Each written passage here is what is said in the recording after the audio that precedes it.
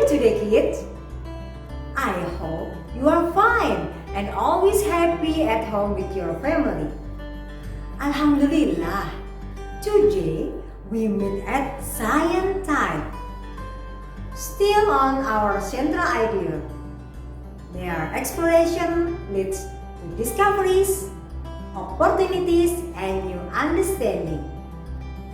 What should we learn today? We will learn about natural resources around us. Kids, yesterday kita telah melihat bahwa semua kebutuhanmu di rumah, dari makanan serta energi yang kita konsumsi setiap hari, tidak lepas dari natural resources atau sumber daya alam yang tersedia di sekitar kita. Sumber daya alam inilah yang mendukung semua kebutuhan hidup kita. Udara yang mengandung oksigen, air, tanah, sinar matahari, hewan, tumbuhan, batuan mineral, serta bahan tambang inilah sumber daya alam yang menjadikan manusia mampu bertahan untuk hidup. Sumber daya alam ini tidak akan bermanfaat banyak jika kita manusia tidak melakukan eksplorasi untuk memperolehnya. Nah, hasil eksplorasi inilah yang bisa kita nikmati, kita gunakan untuk kebutuhan kita sehari-hari. Semakin bertambahnya jumlah penduduk dunia, maka sumber daya alam semakin banyak yang akan dieksplorasi agar bisa kita gunakan. Karena setiap orang pasti akan membutuhkan sumber daya alam untuk bertahan hidup. Dari gambaran tadi dipastikan akan muncul masalah baru loh. Ada yang tahu apa masalahnya dengan penduduk yang semakin besar tadi? Ya, karena tidak semua sumber daya alam bisa tersedia selalu loh, Kid. Jika digunakan dalam jumlah besar, maka sumber daya alam akan bisa habis.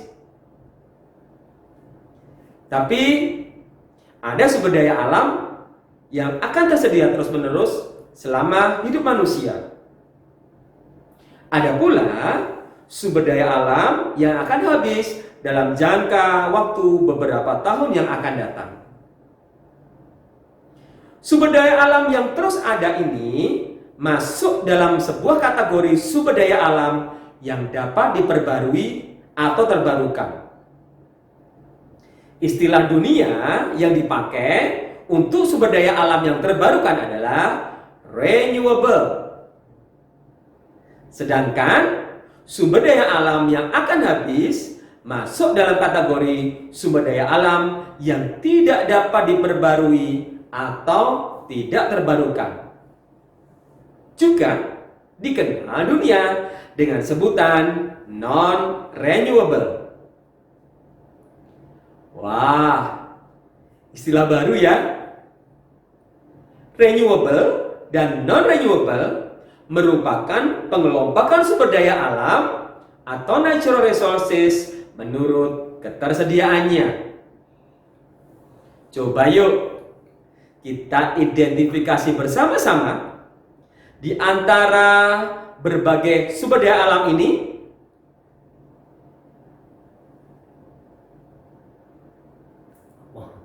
Kira-kira manakah dalam kategori renewable? Coba dilihat. Mana ya yang renewable? Bagaimana? Sudah ketemu? Ya, oke deh, kamu benar. Kategori jenis sumber daya alam renewable ada hewan, tumbuhan, air, udara, tanah, batuan, dan sinar matahari. Berarti selain yang disebutkan tadi merupakan sumber daya alam non-renewable. Seperti bahan bakar fosil misalnya, yang terdiri dari minyak bumi, batu bara, gas alam, atau logam mineral seperti besi, aluminium, emas, perak, serta intan.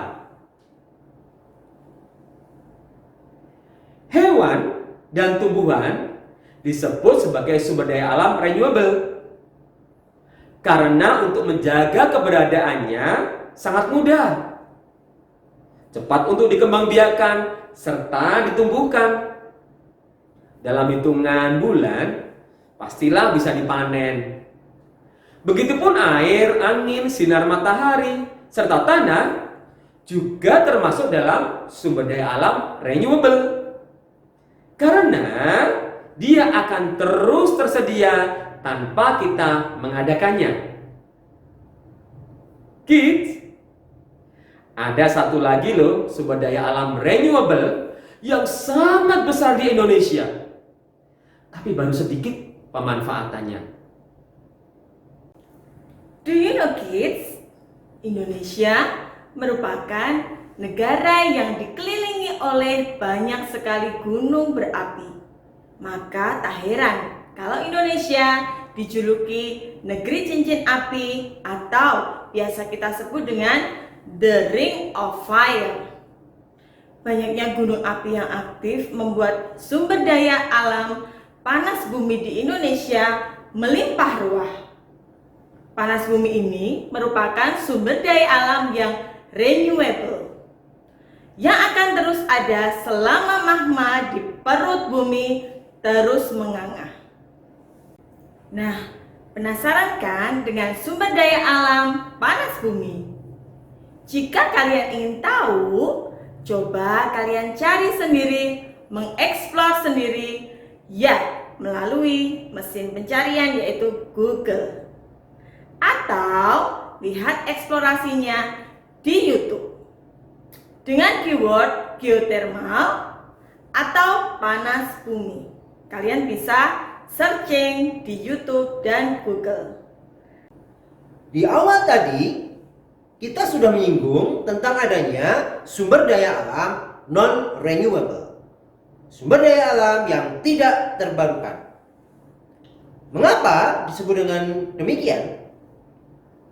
Ya, karena sumber daya alam ini bisa habis, kids.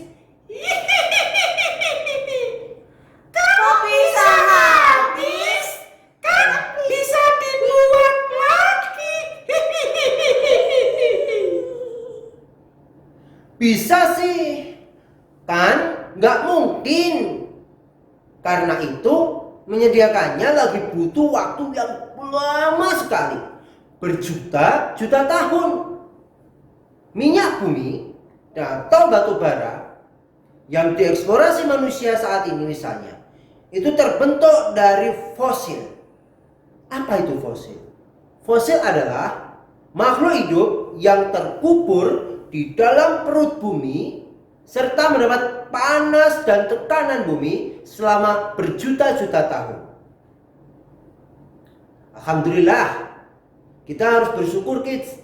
Semua sumber daya alam ini tersedia melimpah ruah di negeri kita, Indonesia, negeri Zamrud Khatulistiwa.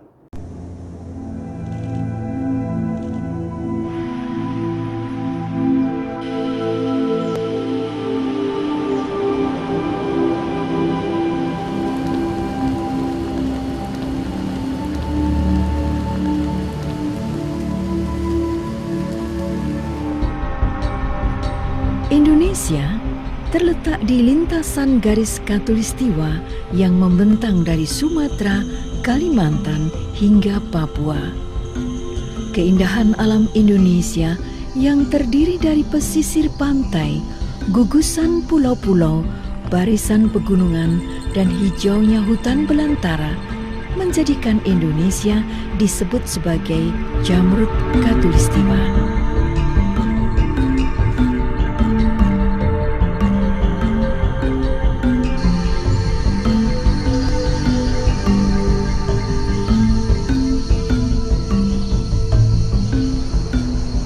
Keragaman hutan Indonesia merupakan rumah bagi berbagai kehidupan yang ada di dalamnya.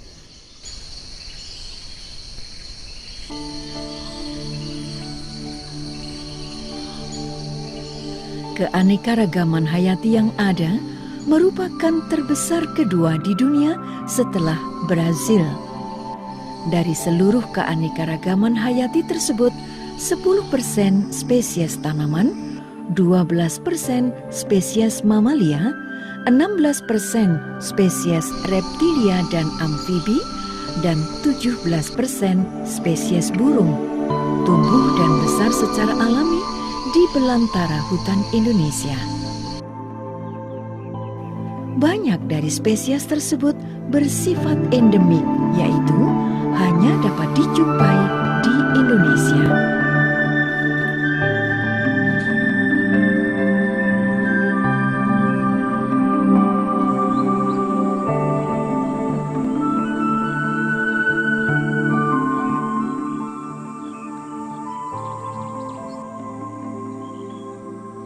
Hutan hujan Indonesia merupakan paru-paru dunia dan merupakan salah satu dari 3 wilayah hutan yang mampu menjaga keseimbangan iklim global selain hutan Amazon di Amerika Latin dan Kongo di Afrika.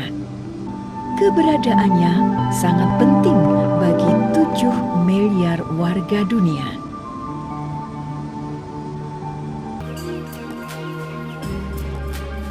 Hutan Indonesia adalah berkah dari Tuhan untuk bangsa ini. Perlindungan secara menyeluruh terhadap kekayaan ini mutlak dilakukan demi keseimbangan bumi dan kehidupan warganya.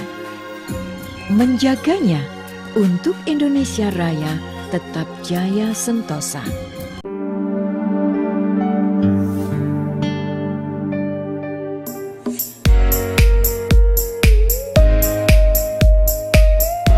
Indonesia adalah negara yang sangat kaya akan sumber daya alam. Potensi kekayaan alam yang dimiliki tiada bandingannya dengan negara lain. Kekayaan alamnya mulai dari laut, darat, dan kekayaan lainnya yang terkandung di dalam bumi ini tidak terhitung jumlahnya. Dari segi kualitas, hasil bumi Indonesia merupakan salah satu yang terbaik di dunia. Apa saja kekayaan alam tersebut? Berikut Infonesia akan merangkum 5 kekayaan alam Indonesia yang terbaik di dunia versi Infonesia. Gaharu. Gaharu adalah kayu berwarna kehitaman dan mengandung resin khas yang dihasilkan oleh sejumlah spesies pohon dari marga Aquilaria. Resin ini digunakan dalam industri wangi-wangian karena berbau harum. Di dunia terdapat 20-an spesies gaharu dan 6 diantaranya terdapat di Indonesia. Hutan Kalimantan adalah penghasil gaharu terbaik di dunia. Bahkan harganya bisa mencapai miliaran rupiah per kilonya. Kapur barus. Tapanuli Tengah ternyata sudah terkenal seantero dunia dari zaman sebelum Masehi karena kapur barusnya. Sejarah mencatat perjalanan Marco Polo ke Sumatera di tahun 1291 mengunjungi tempat di bagian Sumatera yaitu Vansur atau saat ini dikenal dengan nama Barus. Karena hasil buminya tersebut, Barus pada masanya menjadi pusat perdagangan bangsa-bangsa dunia seperti Yunani, Spanyol, Belanda, Portugis, Inggris, Korea, dan Jepang. Menurut informasi terbaru, pohon kapur barus yang ada di Barus hanya tinggal 20 pohon. Sangat disayangkan.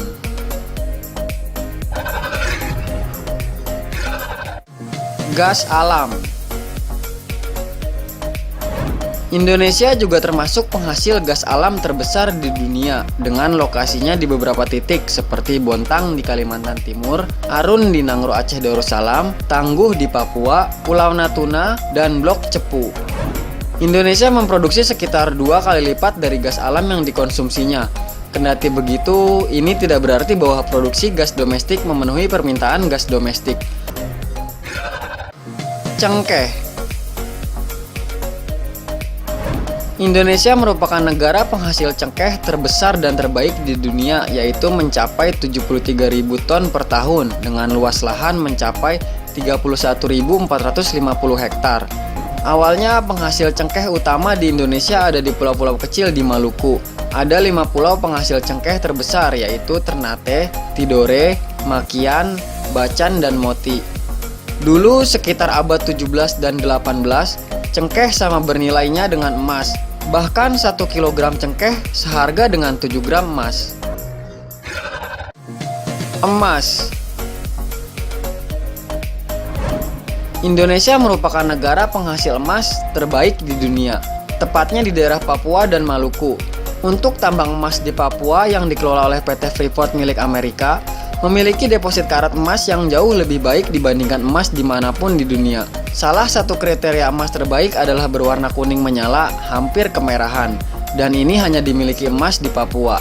Hasil emas di Indonesia bukan hanya terbaik dari segi kualitasnya, secara kuantitas juga Papua merupakan tambang emas terluas dengan produksi emas terbanyak per tahunnya.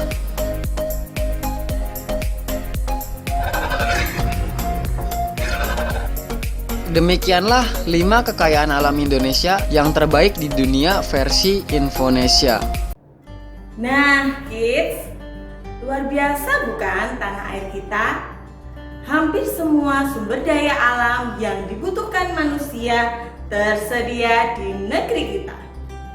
Dari sumber daya alam renewable hingga non-renewable. Ada semua loh, kids.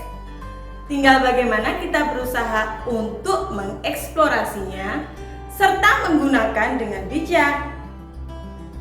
Nah, kids, untuk lebih memahami berbagai jenis sumber daya alam berdasarkan ketersediaannya, coba kita amati keadaan di dalam rumahmu atau di lingkungan sekitar rumahmu. Tuliskan beberapa benda di sekitarmu dan tuliskan pula sumber daya alam yang digunakan serta berikan tanda centang pada jenis SDA atau sumber daya alam menurut ketersediaannya.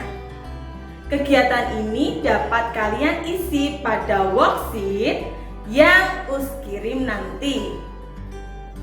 Kemudian, silakan download worksheet tersebut, cetak atau print, dan isilah tabel sesuai petunjuk. Lalu foto dan upload di To-Do Science 2.2 pada kelas 7.